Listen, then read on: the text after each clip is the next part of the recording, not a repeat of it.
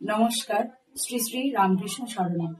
সর্বপ্রথমে প্রণাম জানাই আমার যুগন্ধর শ্রী শ্রী রামকৃষ্ণ পরমহংসদেব, জগৎজননী মাতা সারদা দেবী এবং শিকাগো ধর্ম মহাসভার মহান পুরুষ স্বামী বিবেকানন্দকে, এবং তারপরে প্রণাম জানাই আমার পরম পূজ্য মহারাজগণকে, এবং এখানে উপস্থিত আমার সকল অতিথিদের জানাই আমার অসংখ্য ধন্যবাদ, এবং আমার সকল সন্তান তুল্য ছাত্রছাত্রীদের জানাই আমার আন্তরিক ভালোবাসা।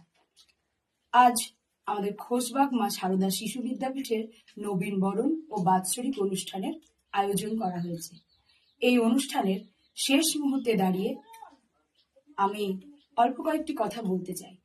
আমাদের উদ্দেশ্য এই মহান বীর পুরুষ স্বামী বিবেকানন্দের ভাবধারার কথা স্মরণে রেখে পুঁথিগত শিক্ষার পাশাপাশি নীতিগত শিক্ষায় আমার সকল ছাত্রছাত্রীদের, আমার সকল এলাকাবাসী এবং সমগ্র ভারতভূমির বীর সন্তানদের এগিয়ে নিয়ে যাওয়া।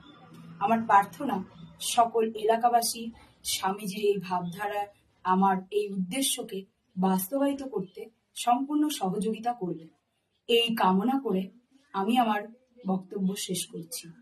নমস্কার।